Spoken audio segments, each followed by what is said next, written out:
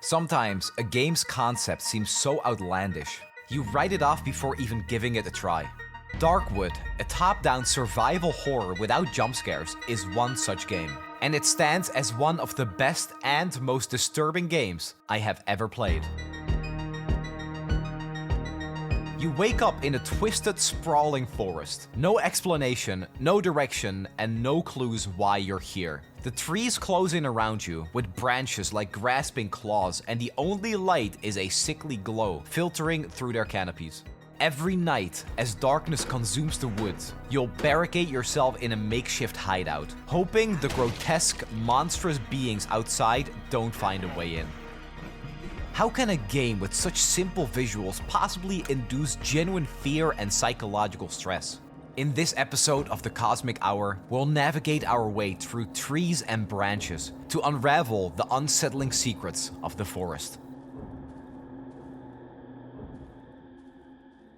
Darkwood takes place in a forest that suddenly erupted with unnatural life. A wall of trees springing forth like monstrous limbs. Those trapped within found no escape. The trees outpaced every axe, regrowing before they could be chopped down. Now, creatures and grotesque monsters lurk within the forest, claiming those who remain. A prologue sets the stage, revealing the harsh realities of the world before you're thrown into its unforgiving depths. I see hatred and fear in their eyes, as if I was responsible for the spreading disease, as if I were the source of all the misery plaguing this land.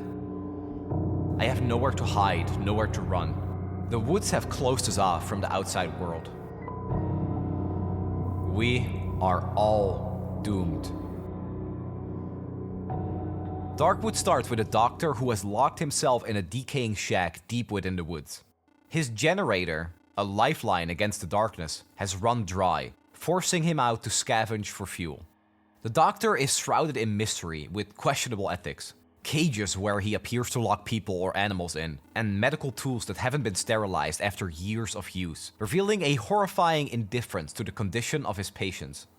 Or perhaps the situation in the forest is so grim, the doctor simply gave up hope.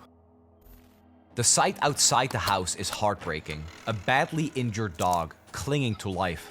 The doctor grimly assesses the situation, contemplating ending its suffering. A short trek into the woods reveals an axe lying abandoned in a field, the means to carry out this mercy. Now, a decision hangs heavy: end the dog's pain or leave it to a slow, agonizing death.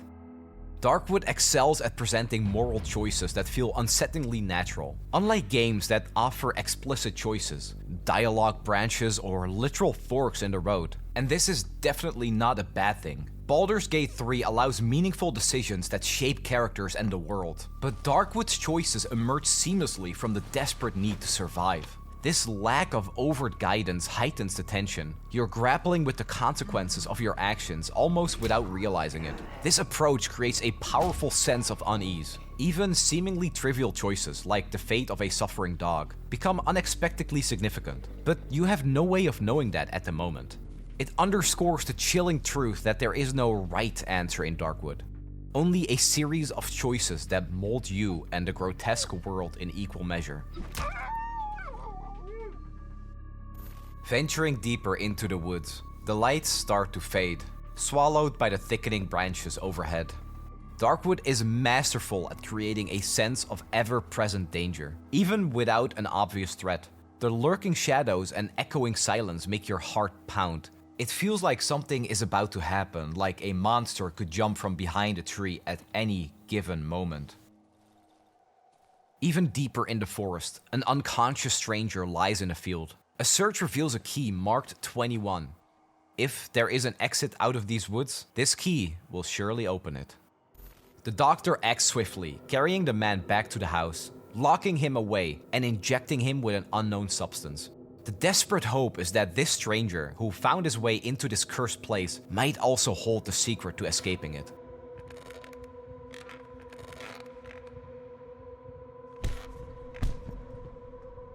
The doctor interrogates the stranger to see if there is a way out of the forest, knocking him to the ground.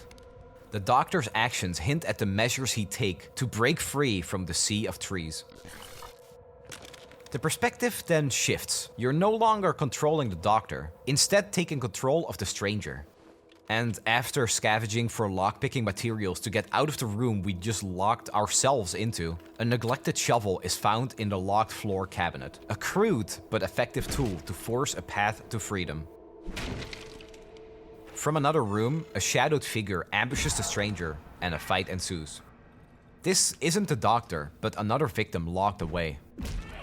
It becomes painfully clear that combat feels clumsy. Attacks need to be charged first, desperately hoping to land a blow before the assailant strikes. Until finally, the man crumbles. Searching his body yields nothing but a plastic chick. But then, the real horror begins as things start going from bad to worse. Sinister music starts playing, accompanied by whispers that grow louder with every passing moment.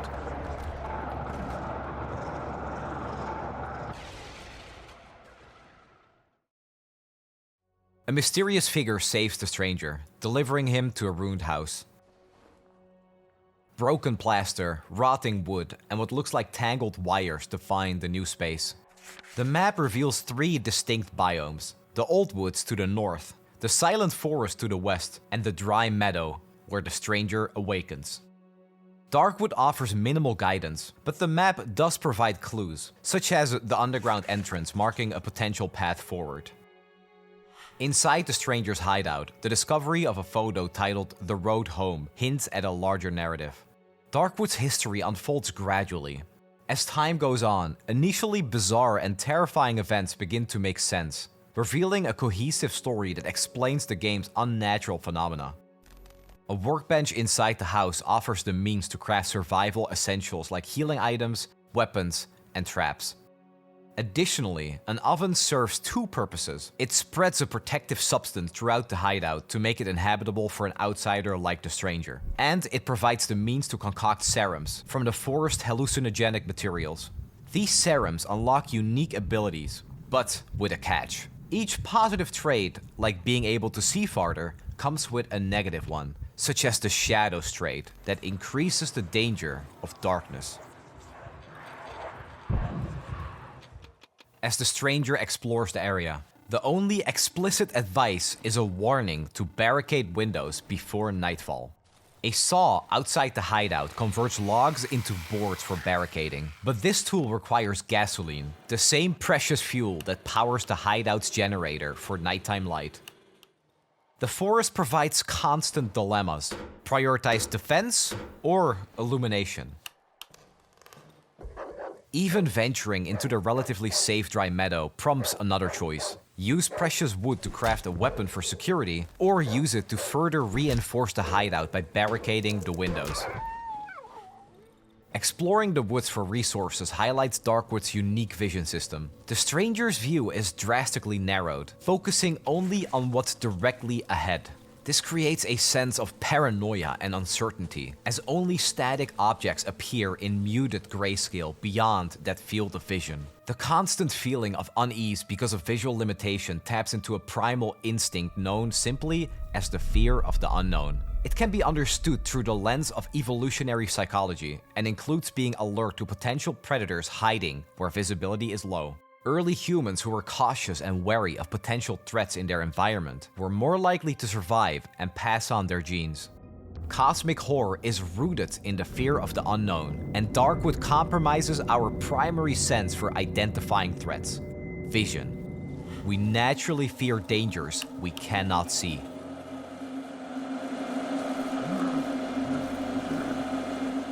Back at the hideout, the survival horror aspect comes to the forefront. Unlike a game like Amnesia's passive terror, where it mostly comes down to hiding in a closet until the monster is gone, Darkwood demands action. Days are long, but feel short. Nights are shorter, but feel eternal. The days are used for gathering resources and unraveling the secrets of the forest, but the protective substance only works within the hideout's walls, so exploring at night becomes near impossible and forces the stranger to hold back, wait, and pray nothing gets through the barricaded windows. Survival horror expands upon basic horror by adding gameplay mechanics tied to the character's survival. This forces deeper engagement with the core mechanics of the game, amplifying the fear factor because being immersed through this engagement makes the horror more effective. At sundown, the forest warps into a realm of the supernatural, and it's difficult to defend against something that's impossible to understand. Darkwood masterfully exploits the fear of the unknown. Doors creak open and objects are moved outside of vision by unseen monstrosities. The oppressive sound design heightens the tension, creating a desperate struggle for survival. No other game matches Darkwood's depiction of a frantic holdout against relentless, unseen forces. Early nights are relatively quiet, but that changes drastically.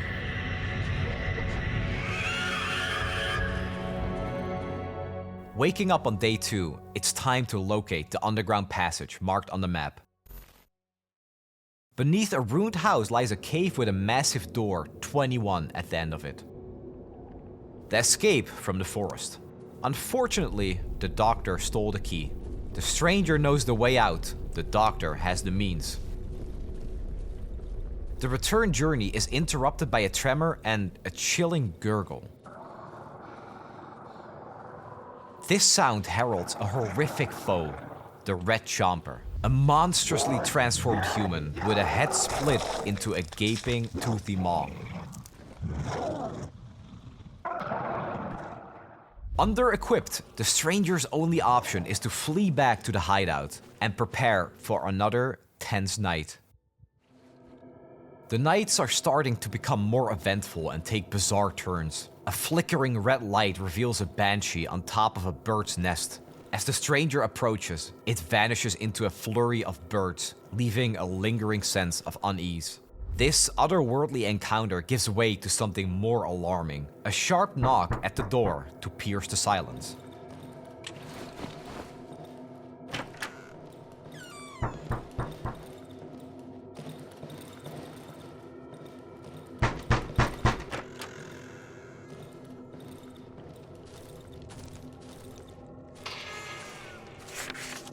We invite you to a celebration behind the cornfield in the southern edge of the dry meadow.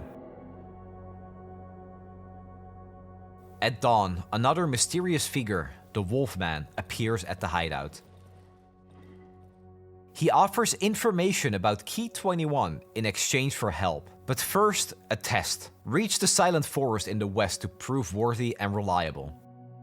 The Wolfman operates on a reputation system. Surviving the night awards reputation points, and unwanted items can be traded.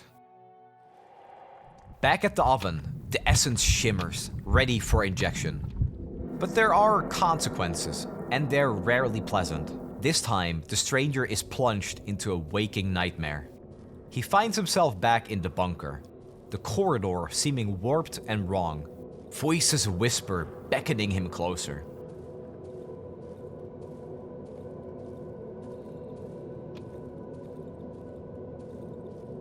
There's an unnatural pull toward the door at the end. As he places his ear against the cold metal, a muffled voice crackles from the other side, a plea to get closer. The keyhole glimmers, and then he sees it. An ear on the other side of the keyhole. When suddenly the lock clunks open. Inside, mist chokes the air. The voices guide him on, leading him deeper into the forest. Until there's a lamp on a carpet. A flick of the switch reveals the horror. Bodies. Thousands of them. Some moving, others unnaturally still, piled high in every direction.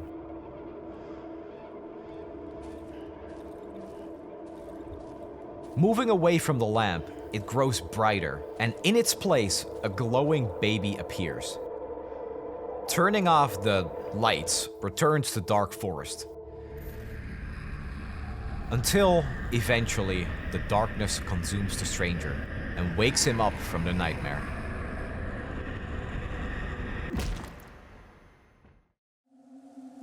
Before moving on to the next biome, the time has come to act on that unsettling wedding invitation. After inputting the code from the invitation and passing through a metal door, faint music fills the air as the groom repeatedly bangs his head against a table.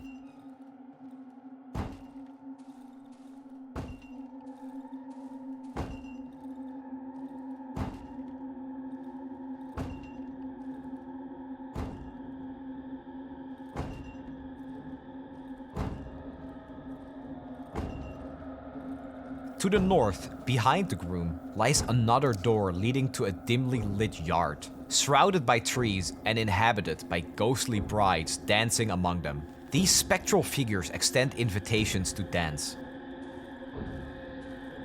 The music, the eerie atmosphere, it feels like something terrible is about to happen. Upon re-entering the main hall, the groom has vanished. When suddenly the northern door seals shut as an ominous figure starts pounding on the jammed metal door. The lights flicker on, revealing the intruder as another red chomper in a wedding dress, launching into a frenzied attack while shrieking, "Dance with me."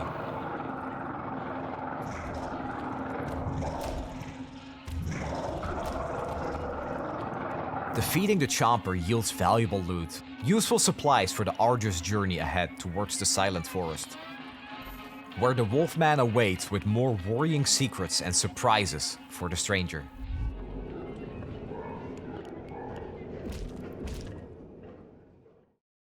Securing a safe house at the new Silent Forest hideout feels like a wise precaution before venturing out to meet the Wolfman. This shelter is far more vulnerable with more entry points for enemies, demanding extra barricades and supplies. The nights here are a stark contrast to the dry meadow. A new enemy that attacks the hideout in the Silent Forest is the Savage, easily breaking down barricaded windows and aggressively searching for the stranger. The Silent Forest nights are brutal and unpredictable, sometimes calm, sometimes a desperate struggle. Yet the dawn always arrives. The chilling ambient noise that only plays during the night fades, replaced by crimson morning light, then a cleansing white.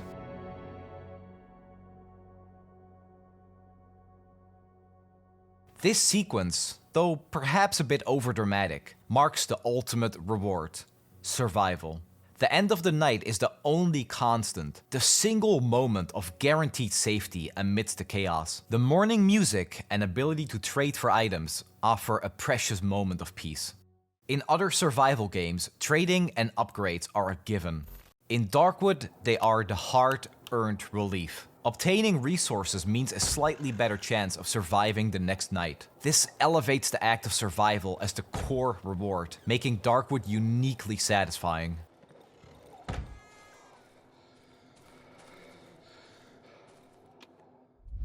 After the harrowing night, a new face appears. The same figure who rescued the stranger from the doctor. His charcoal-smudged hand bears a message: "We need to stick together, brother." The trader is cloaked in a hooded sack and bulky helmet. Another sack containing trade goods hangs from his back. His headgear is so heavy that all of his speech is muffled, so he communicates through body language and writing on the glove of his left hand with charcoal. He then shows up every morning to trade and provide the stranger with items. Heading deeper into Silent Forest, the stranger eventually finds Wolfman's new camp. The Wolfman claims to know the doctor's location, but demands a favor in return. He sends the stranger to a village, in search of a hag with a suspicious locked room. The hag, who reeks of chickens, supposedly holds the key he's looking for. Wolfman also shares his resentment towards the villagers, who scorn him and others with mutations. He hints at their hidden secrets and suggests investigating a whimpering sound coming from their pig shed, promising a reward in exchange. The stranger approaches the pig shed, a cluster of 3 buildings. Overhearing a conversation outside, it appears one of the villagers was devoured by the pig after someone cut a cable. Inside the main shed lies the sow, a monstrously bloated pig fed by the villagers to produce more food. Wolfman wants the stranger to kill the creature, but getting too close will deal significant damage. Exploring another building, the stranger discovers a fuel-powered generator and, shockingly, a mirror. This provides the first glimpse of their own horrific transformation, a testament to the forest's corrupting influence seeping into the stranger's very being. You are one ugly bastard. I guess you got what you deserved. The generator room also contains a note explaining the sow's feeding system. Villagers use controlled electrical shocks to immobilize the creature, offering brief windows to provide food. However, the lever is locked to prevent voltages from reaching lethal levels. It's possible to kill the sow by overriding the lock and repairing the cut cables. So after fixing the broken cables, setting the generator to full power and pulling the lever all the way down, a horrifying sound comes from the building across.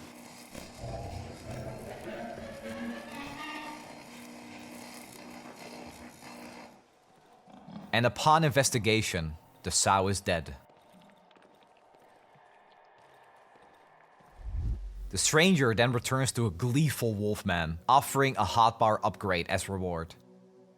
But there's another quest waiting to be completed, the key in the village. But the day is coming to an end, so it's time to brace for another night of survival.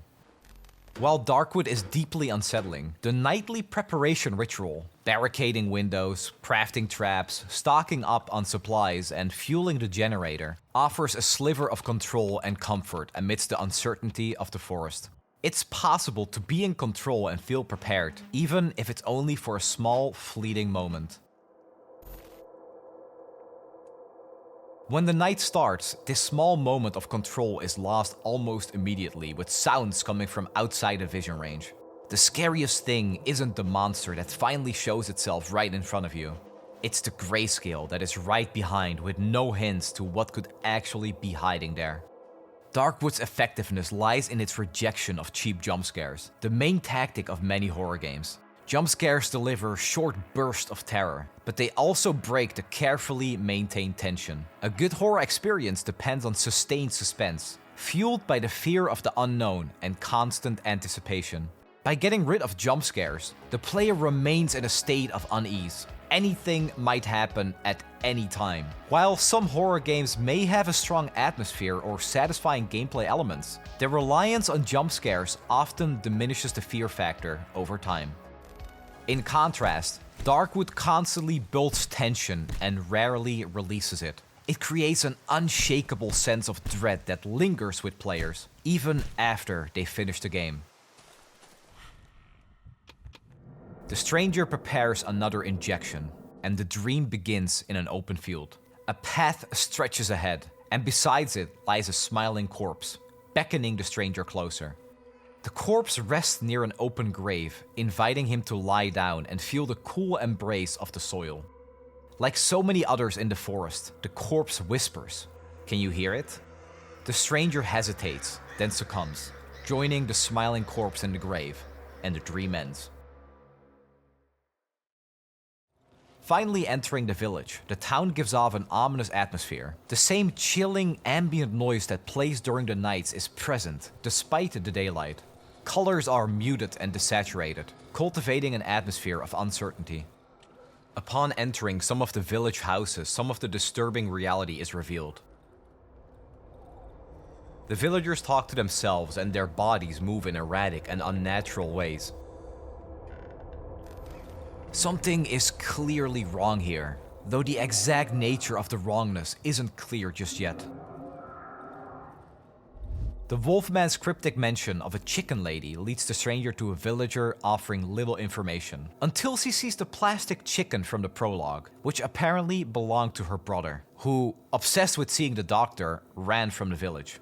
A new lead on the whereabouts of the doctor emerges, but a violin suddenly being played outside interrupts the conversation. The music source is a frightened boy hiding under a tractor. He apologizes for playing, then inquires about a pretty lady imprisoned by the chicken lady. His obsession with the locked-up woman hints at the village's deeper strangeness. He begs the stranger to find the key to the pretty lady's room, hidden in the village well. This presents a dilemma because the Wolfman and the musician are looking for the same key to the pretty lady's room. After finding it, we'll have to make a choice.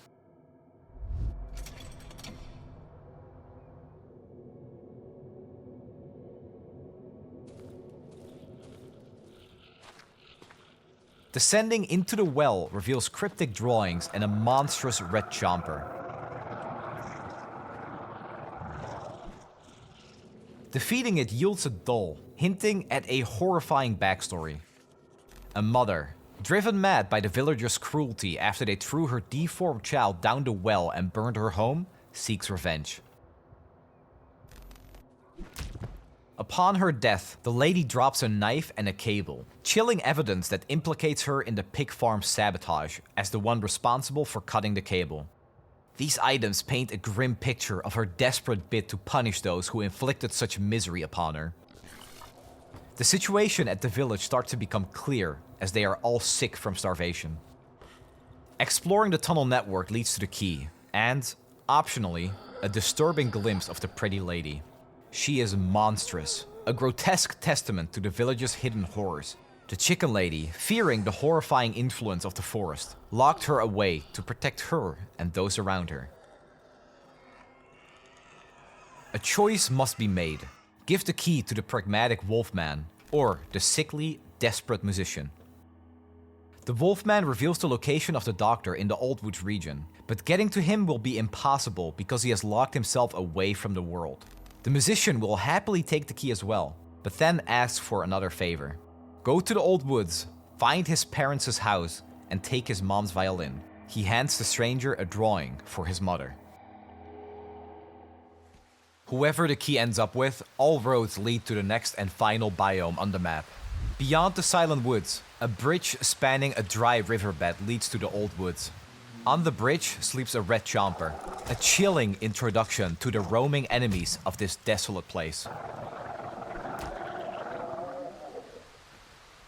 The Old Woods hideout presents a stark departure from previous locations. Its maze-like design with multiple rooms, doors, and twisting hallways is disorienting and isolating. Nights here grow increasingly dangerous, amplified by the vulnerability of this new shelter.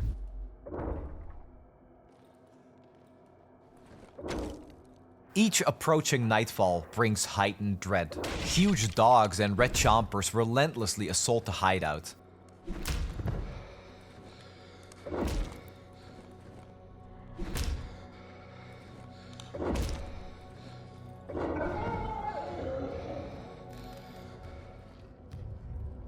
Banshees, resembling monstrous humanoid birds, also become chillingly common. Their heavy footsteps echo ominously, and making eye contact triggers disturbing visions.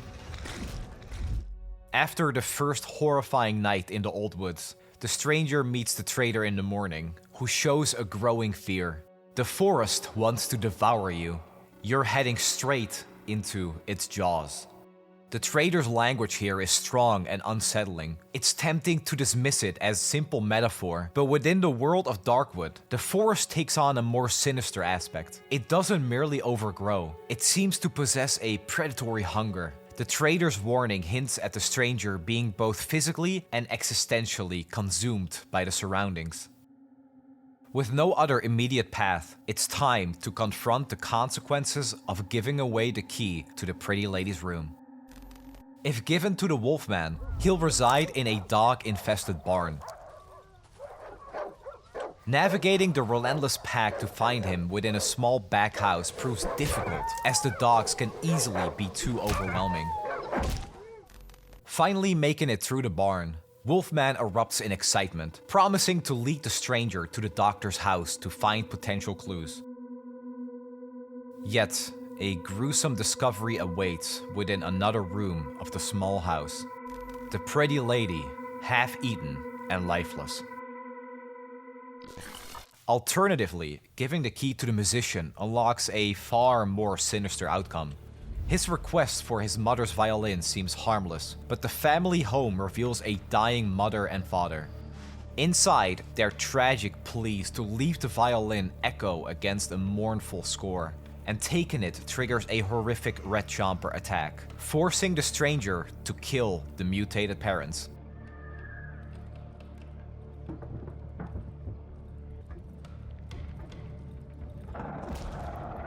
Returning with the violin, the musician arranges a meeting with the doctor.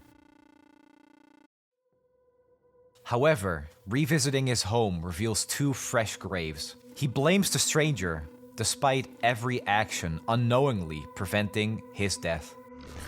Because leaving the drawing for the mom, the parents won't transform immediately, and instead, the musician is found dead the next day as another Red Jumper victim. Either path ends the musician's questline, leaving you burdened and disillusioned. Darkwood offers choices, but they often come in different shades of evil, with no outcome that's positive for everyone involved. Back to Wolfman, he guides the stranger to the doctor's house to look for clues about his location. The walk towards the house leads the stranger through what looks like a makeshift hospital with dead and decaying bodies. At the end of the hallway, a man who appears physically aberrant and twisted is making rapid and jittery movements. He seems to be undergoing some kind of mutation, like the corpses that turn into Red Chompers. Within the doctor's house, the body of the man from the prologue is still there, the Chicken Lady's brother. The fight wasn't an illusion and makes the stranger responsible for the death of both siblings. Outside, the fate of the dog from the prologue is revealed. Either dead if previously killed, or monstrously mutated if mercy was offered. The choice made at the very start of the game finally shows its consequences, as small as they are, like a ripple through the forest. Inside the main room, a partially hidden safe is found beneath carpeting. 2 crucial items lie within: a map marking the doctor's location and another message with a code. It seems the doctor hides within an old train wreck on the edge of the old woods. The only path forward is to confront the doctor and demand the truth about the whereabouts of Key 21. On the other hand, following the musician's path instead leads to a devastating ambush. The doctor, anticipating the stranger's arrival, traps him within the train wreck, flooding it with sleeping gas. It's a chilling echo of the prologue. The stranger is once again bound and helpless before the doctor. He appears sickly, unkempt, anxious, his hands trembling while holding a cigarette. "I've waited for you, you rotten dog. Your kind visits us whenever you please. You hide behind the trees, watch us from a distance, and then disappear. Luckily for me, something went wrong. Your companions have left you, and you couldn't handle the woods." Darkwood then shifts perspective again. You witness events from the doctor's tortured memory. The stranger lies unconscious while the train wreck morphs into a series of increasingly bizarre rooms. The first room holds a familiar woman, reading peacefully. Yet, upon exiting, the scene changes. The woman cowers on the bed as the Chicken Lady, her brother, and the stranger loom over her. The next room reveals the woman, now horribly disfigured, while the Chicken Lady calls for a doctor. Further down, the passage is blocked by the brother, telling the doctor to save the pretty lady. The doctor administers only sedatives and restraints so that she doesn't hurt anyone, helpless against the affliction.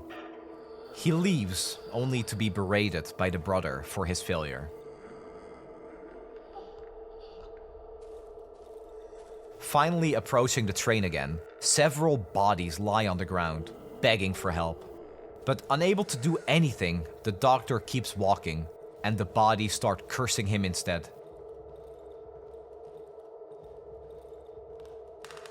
The final train car holds the stranger's body. How was I supposed to help them? First, they begged for help. Now, I have to hide from them. It's the walls. They're talking to me. Show me where to find the exit from this accursed place. The forest brought about a plague that infects all living things. This insidious force manifests in 2 horrifying forms. Mental corruption, like the shattered minds of the villagers and the relentless savages who attack the hideout, are chilling examples of the plague's ability to destroy reason. It turns its victims into extensions of the forest's chaotic will. And physical mutation. The musician's twisted form, the pretty lady's tragic demise, and the monstrous chompers that stalk the woods. And some who are infected simply die, their bodies completely breaking down and decaying. The villagers turned on the doctor, a scapegoat for the horrors of the forest he couldn't possibly control. He had no idea what he was dealing with, but the villagers attacked him all the same.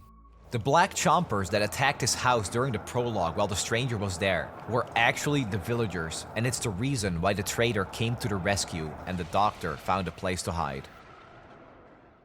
This constant feeling that the forest corruption is part of something larger, unknowable, and ultimately unstoppable feeds into a fear far more existential than simply being chased by monsters.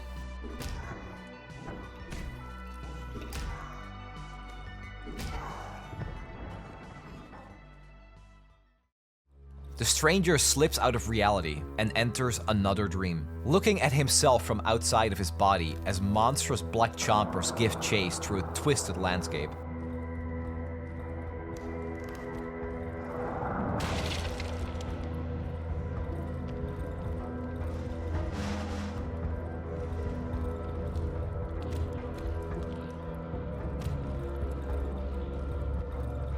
Escape leads to awakening, and a confrontation with the doctor to demand the key.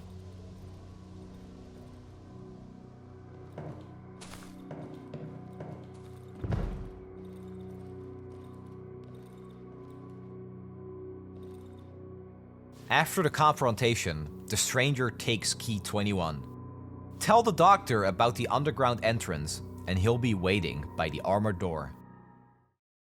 While the Wolfman's path lacks the dream sequence, the ambush and confrontation with the doctor still occur, leading to the same journey to the underground's massive door.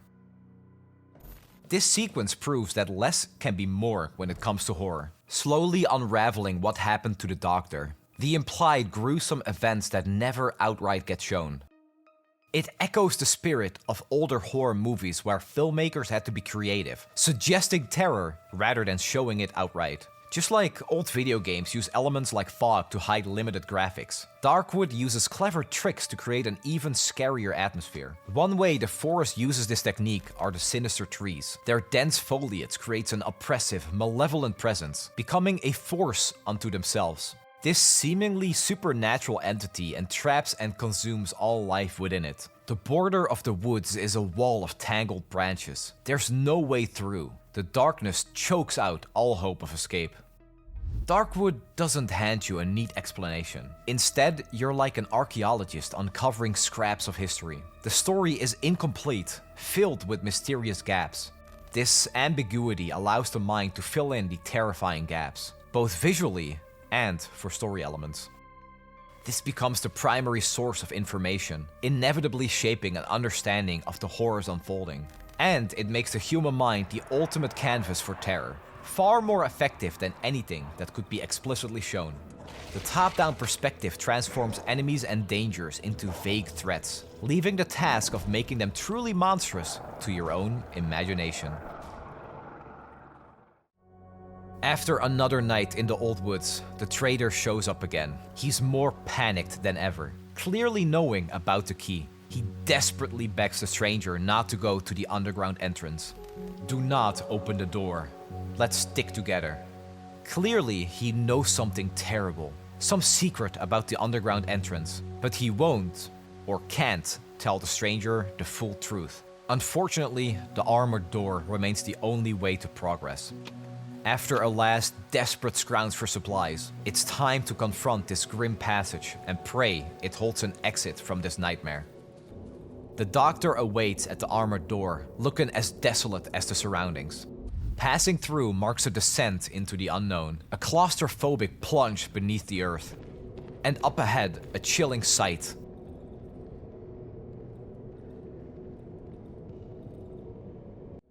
A man lies entwined by roots, coated in a strange pallid substance. Another grotesque reminder of the forest's insatiable reach. But then suddenly, the man snaps to life, as if woken up from a deep slumber. The tree has blocked the only way out, the only path home. A huge, talking tree. I begged it to let me pass, but it wouldn't listen. I could not understand what it was saying to me, so we came here. conversation with the tangled man is interrupted by a chilling sound, a distant door slamming. The doctor, seemingly driven by fear, has abandoned the stranger to this subterranean maze.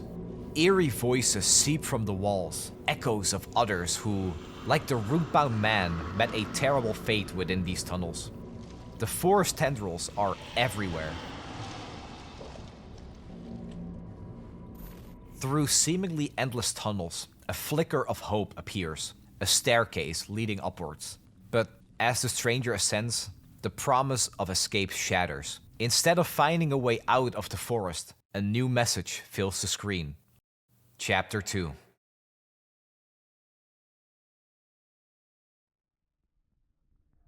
The escape from the forest is an illusion, a brief respite before an even deeper descent into horror. The true depths of this nightmare are yet to be revealed. The air in the swamp hangs heavy with a sickly yellow light. Puddles of stagnant water stretch as far as the eye can see. It's a breeding ground for danger. Familiar monsters lurk alongside strange new terrors. Even the water itself becomes a weapon, hiding enemies and draining stamina.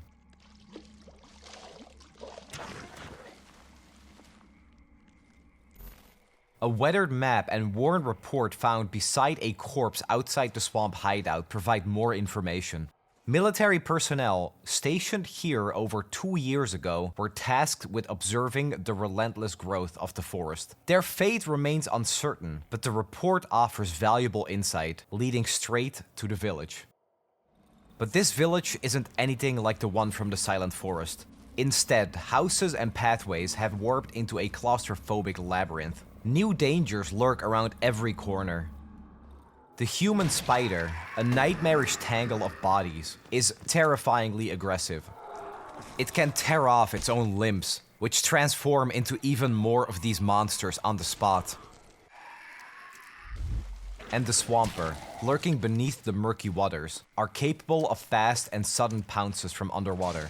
Its reptilian form and lightning-fast strikes leave little room for reaction, keeping the stranger constantly on edge.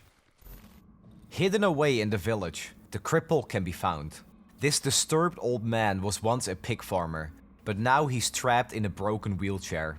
He tells of a time before, when soldiers tried and failed to stop the plague of the forest. The cripple blames a monstrous tree for his suffering, claiming he can hear the cries of those trapped inside. He begs the stranger to find its roots in the basement to bring him some peace.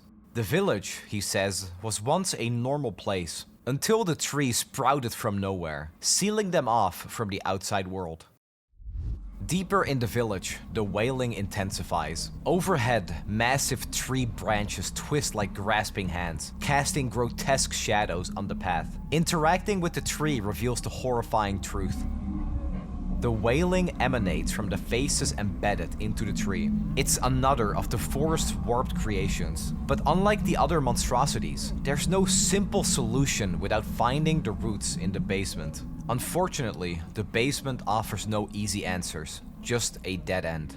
A submerged passage hints at a way forward, but its murky depths promise nothing but suffocation without the right equipment.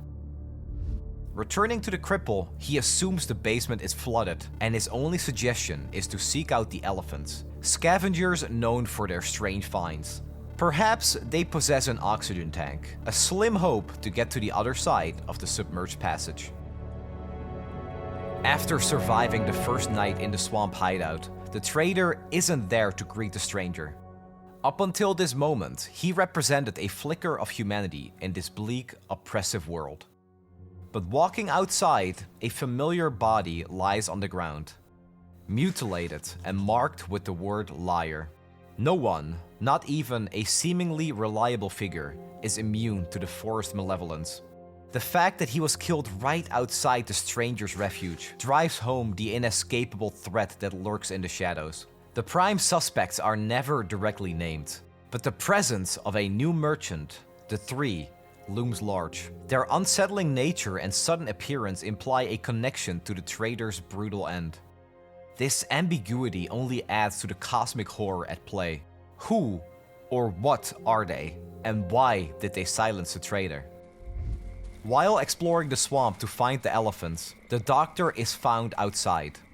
His once familiar features are now covered with wounds that seem to be infected.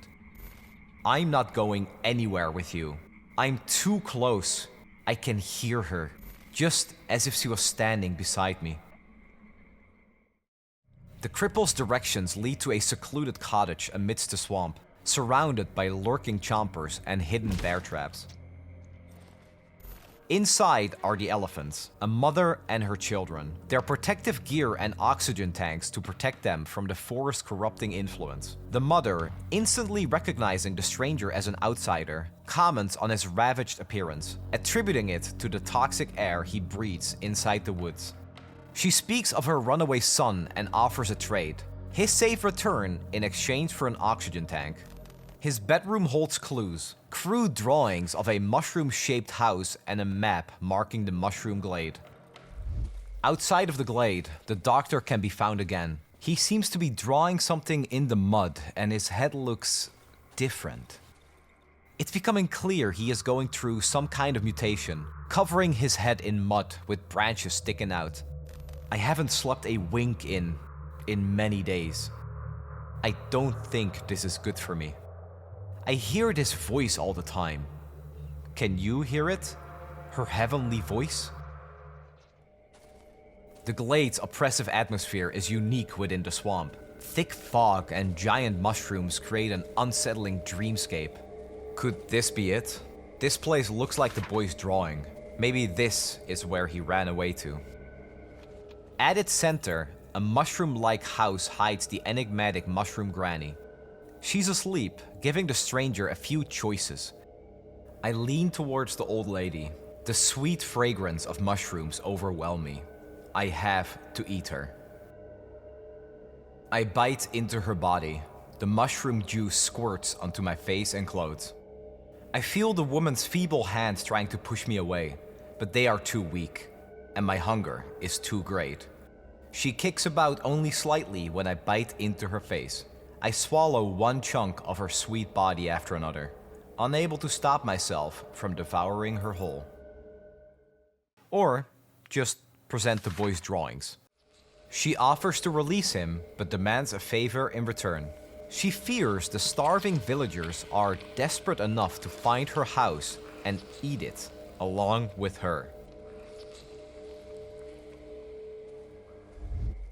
The villagers from the Silent Woods, the same ones hated by the Wolfman, are found within the quarry.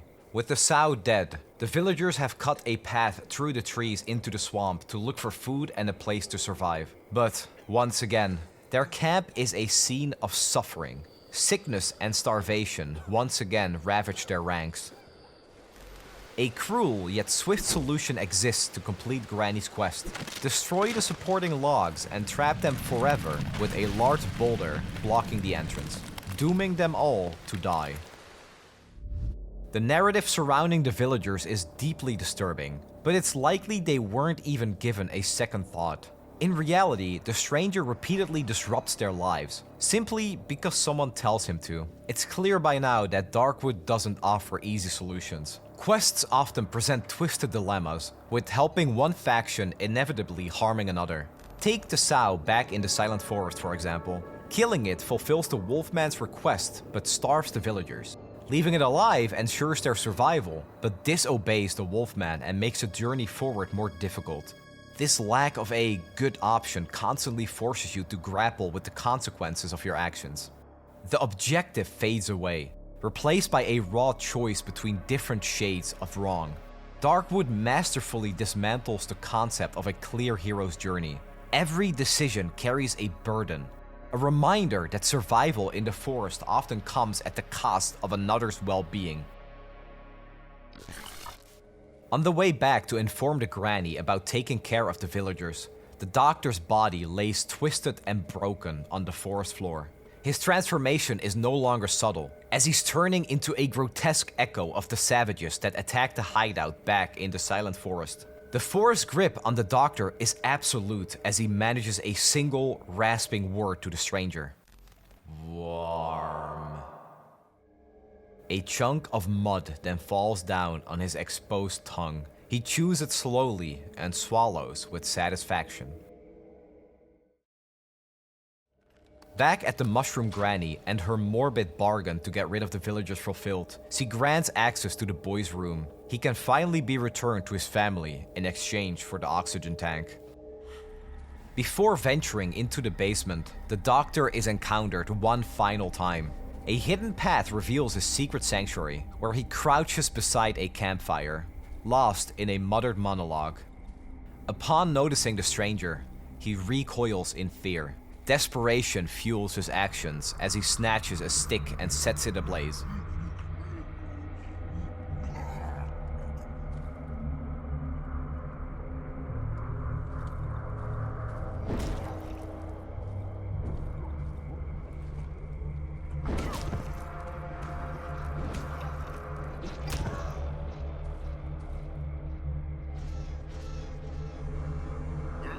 Though fatally wounded, the Doctor fights with the frenzy of a cornered animal. Sadly, the stranger is left with no choice but to end the Doctor's torment, bringing closure to his tragic tale.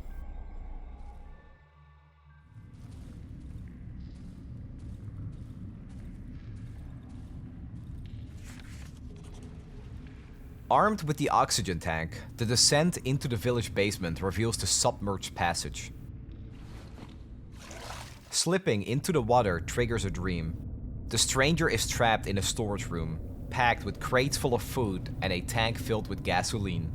The only escape is a passage that loops back on itself. With each repetition, the surroundings decay, water drains, and a sense of unease grows.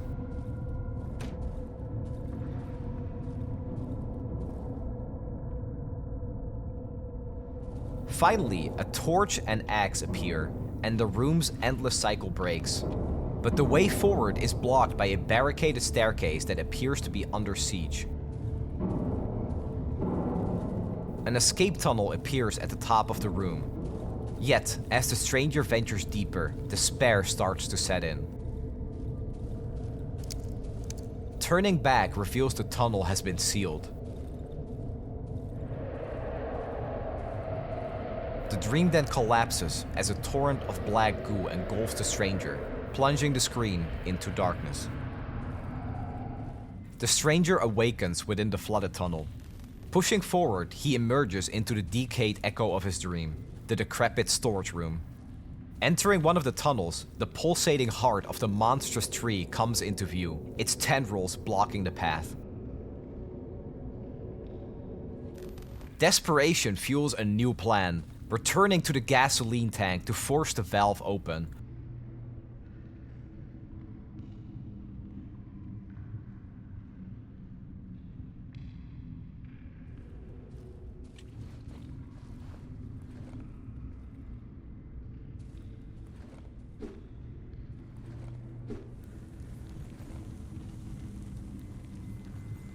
The screams of those trapped within the tree intensify as the gasoline reaches the roots. A spark ignites a raging inferno.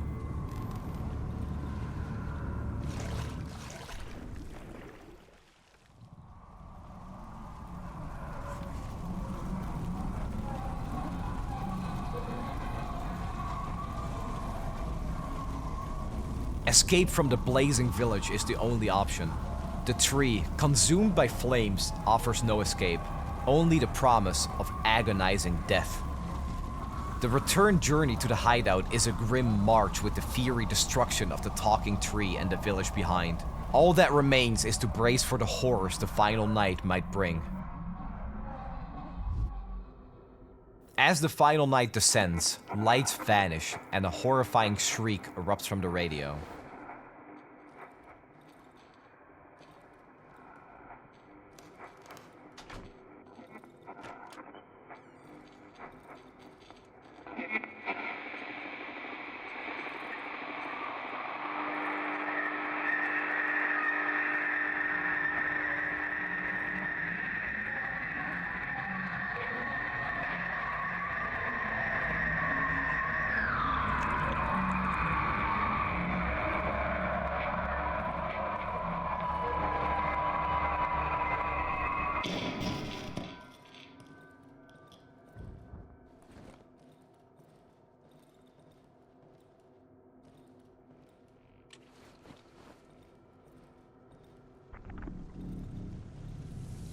Suddenly, flames erupt from the radio, almost completely consuming the hideout in fire. The flames spawn hordes of burning villagers, completely swarming the hideout. Their numbers swell with each passing moment, their relentless assault mirroring the growing consequences of the stranger's actions. It's likely they are remnants of the burning tree, seeking twisted vengeance for its destruction.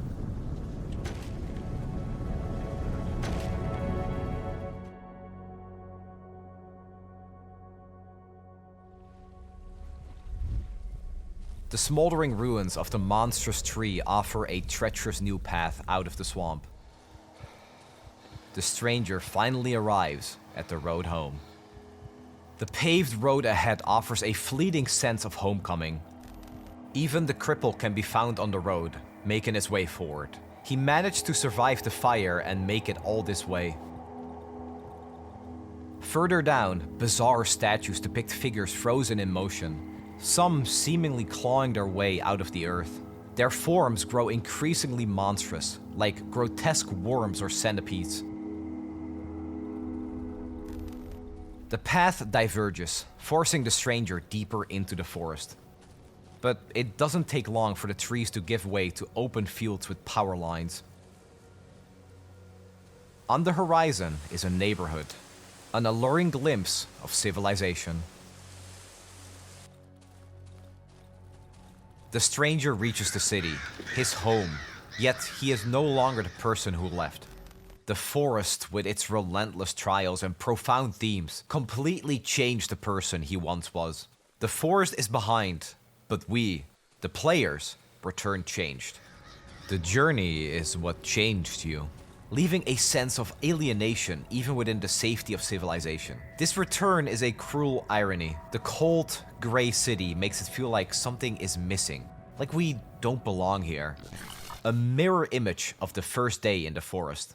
Darkwood cultivates an insidious sense of belonging within its nightmare's embrace. The time invested, the exploration, the desperate search for resources, it fosters a sense of reluctant intimacy. Even more disturbing is the transformation of the stranger, literally injected with the forest essence, gaining uncanny abilities bound solely to its domain. These powers, healing from mushrooms, being able to see all around for a short moment, are both unsettling and practical. But that's not all. A touch of the grotesque, with one skill granting the ability to regenerate health by consuming wooden logs. These abilities further bind the stranger to the forest, with skills that are only useful for survival there. Now entering his apartment building, the stranger walks up the stairs and unlocks his door. A moment of normality. A note from his wife, leftover soup, his faithful dog's greeting. Maybe the situation isn't as bad as it looks. And then finally, exhaustion forces him into a deep sleep. The rustle of the woods stretching away to the horizon kept the stranger awake for a long time. Eventually, fatigue washed over him, and the man fell into a deep, much-desired dream. But what if everything you've seen is a deception? A carefully crafted illusion? Darkwood might end, the stranger seemingly safe, but is he truly home in his bed? From the moment the road home was reached, it's possible we slipped into another dream. The story isn't over. The forest still conceals its darkest truths, and the key to unraveling them lies with the broken radios randomly spread across the forest. They hold the answer to uncover the remaining secrets. During the interaction with the talking tree, something odd stands out when focusing on the lips of the person talking to the stranger. Even though the figure speaks sluggishly, it is too high for me to read its lips properly. I think one of the words is radio. On the map, a major location called the Radio Tower is marked north of the swamp. Upon investigation, the area is a tangle of wires, steel, bones, and twigs, and it is completely surrounded by trees and roots. The place looks like it has been abandoned for years. The radio equipment rusted and the transmission tower toppled. Strange scribblings on the ground hint at outsiders who were unable to return to the hideout and succumbed to the forest madness. Their camp reveals graves with 3 bodies and the final survivor, covered in roots, lying nearby. After avoiding the countless banshee baby nests, the stranger makes it to the center of the radio tower with more strange sightings of enemies. A savage hitting his head on the wall of one of the buildings, and a banshee mourning a dead child. There is a locked door with its code a mystery until the stranger confirms his connection to this place by saying, "I think I remember the code to this door." Against all odds, the code is correct. The door swings open and the stranger enters the radio tower with a hatch inside that leads to another tunnel. Inside the tunnels, there's a mushroom-covered lever. The metal lever is covered in some kind of fungus. I can't use it now. I need to find a way to get rid of the parasite first. Using the torch causes the fungi to explode, sending the stranger into a dream. Voices call out, "Come to me," through the dream's corridors, leading to the familiar door marked 21. However, this time, the stranger approaches from the opposite side. It leads to the place where it all started, inside the doctor's house.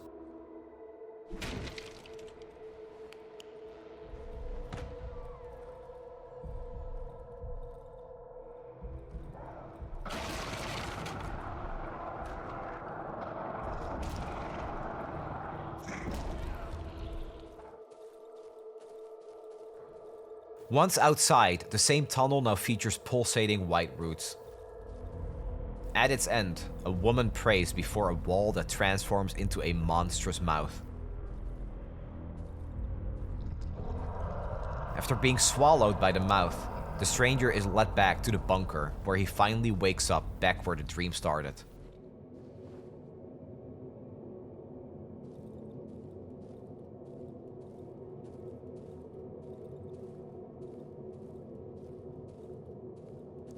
A large stair finally leads to an escape from the tunnels. Emerging from the tunnel, the stranger stands in a desolate hideout. Moving on, the stranger walks into a muddy field with a lone scarecrow in a hazmat suit. It seems the stranger and the scarecrow traded clothing at some point in the past. Further ahead, 3 trees stand with dead bodies strung up to 2 of them. The third tree is chillingly empty. Finally, a military site reveals the backstory of this place. There are dead savages lying on the ground alongside a corpse of a soldier. Notes scattered around the research site detail the strange phenomena in the forest, like roots of individual trees intertwined to create bundles that all come together in Sector 0, the heart of Darkwood. As it turns out, keys like Key 21 were used to access underground tunnels to travel between research sites like this one. At last, the full story of the journey unfolds. This shows the stranger was once a researcher sent to investigate the forest anomalies. A savage attack on the hideout explains the strung up victims on the trees, the empty tree belonging to the stranger who managed to escape. His ripped hazmat suit offered no cover, so he stole rags from a scarecrow. He ran and made it to the Old Woods, but his wounds eventually made him collapse. This is where the doctor found the stranger and injected him with an essence that fueled the hallucinations and strange dreams. Darkwood then starts with the stranger attempting to find the road home after being rescued by the traitor. But it appears the true road home leads not to escape, but to the corrupt heart of the forest, Sector 0. The entirety of the journey through the forest was spent getting closer to the source of all the evil. Back at the camp, walking down to a house on the southern side leads to the same road as before, and from here, the endings meet up, and the stranger follows the road home like before, but this time, laced with the unsettling knowledge of what might lie ahead. Approaching the talking tree this time, not burned down because of the alternate route through the radio tower, the 3 are standing at its base. You've spared us. This road will lead you home. Nothing will stand in your way anymore. Entering the city, and this time paying close attention to the neighborhood, odd details start to emerge. If these subtle hints are overlooked, the stranger returns to his bed and falls into a deep sleep. But the forest's grasp lingers. The potential escape from this deceptive dream starts in a basement in the apartment building. Descending into darkness, a forgotten radio can be found at the end of the hallways. After changing the frequency, a voice suddenly whispers, "Go to sleep." Returning upstairs, a woman starts screaming through the door. When the door creaks open, it reveals something unspeakable. Continuing up towards the apartment, a crack in the wall unveils a grotesque sight and the hallway ahead stretches endlessly, eventually revealing roots on the floor. The forest isn't done with the stranger. Re-entering the apartment, subtle corruption is evident. Roots beneath the furniture and carpet.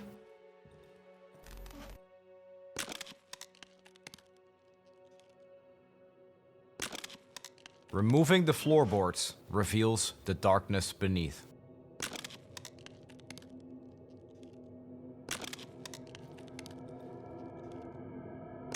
Slowly, the music, as well as the light outside, fades, and it confirms the forest hold.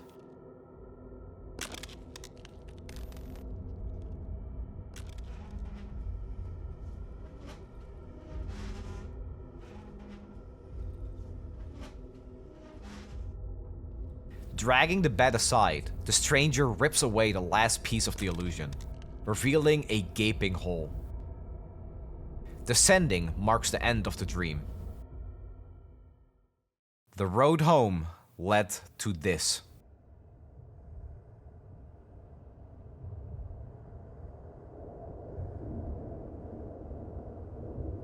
The stranger awakens naked, surrounded by sleeping figures nestled among the roots of a sprawling valley. Sector 0, the heart of Darkwood. The forest hasn't released its grip.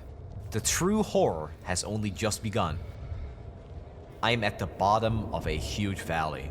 I feel the dry, dusty earth pulsating under my feet. They are asleep. They seem happy, even though they're emancipated and dirty. Some of them lie dead. The earth is covered with thick bundles of dry roots that creak under my feet, and old, broken trees. A pleasant warmth washes over me. More sleepers block the path, yet the pull of the blinding light proves irresistible. Figures kneeling in submission point the way. The light morphs, taking an ominous, swirling visage. This entity, whatever it may be, holds power over those trapped here. After placing a hand on the being, you feel an overwhelming, soothing feeling of security and happiness. It makes you feel like you're coming home. Resist and withdraw your hand. I want to rest, come back home, to my bed. I want to lie down, to fall asleep. Withdraw your hand. You don't want to, but your hand pushes the being away. The warmth that was emanating from it disappears, replaced by a piercing coldness. The stranger moves away from the being, knowing that the feeling of happiness and warmth isn't real, but this is. There needs to be a way to destroy the madness here, at the heart of the corruption. Up ahead, a sleeper might provide the answer. They clutch a flamethrower.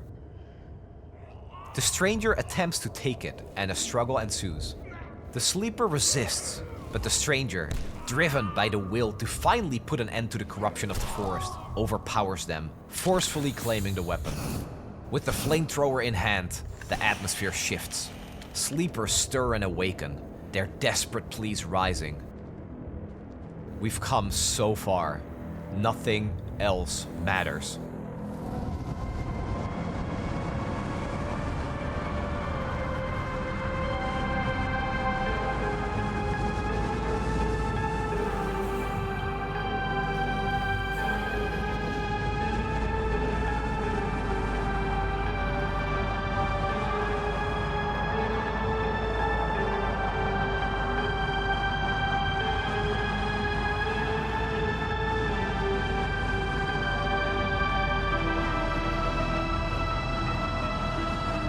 Finally, the flames reach the stranger. A final, inescapable baptism of fire.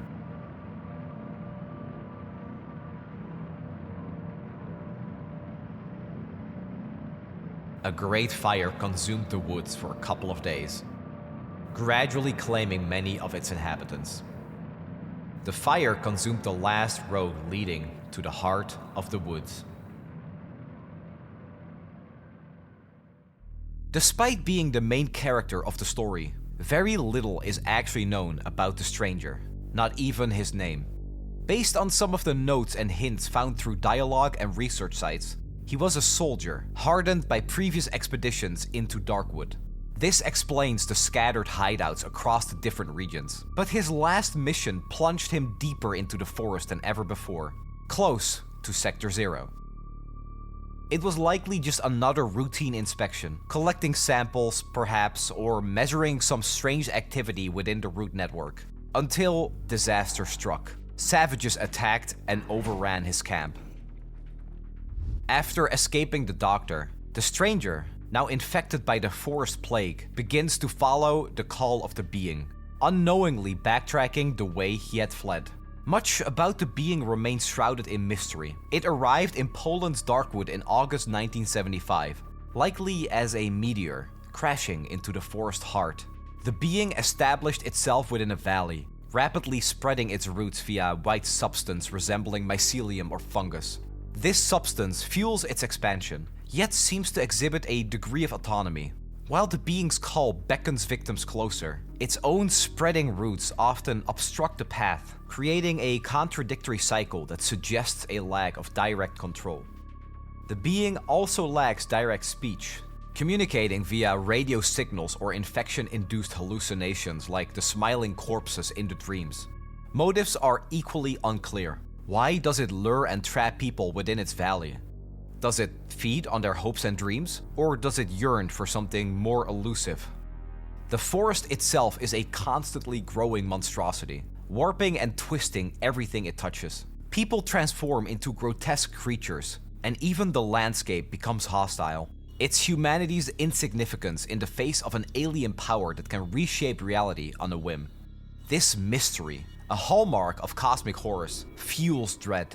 We fear what we don't understand, and the forest gives very little to work with. While Darkwood doesn't have direct references to Lovecraftian entities like Cthulhu, it captures the essence of cosmic horror perfectly. It leaves you feeling small, insignificant, and utterly terrified in the face of the unknowable and unstoppable forest. Darkwood stands out because of its unique approach to the survival horror genre.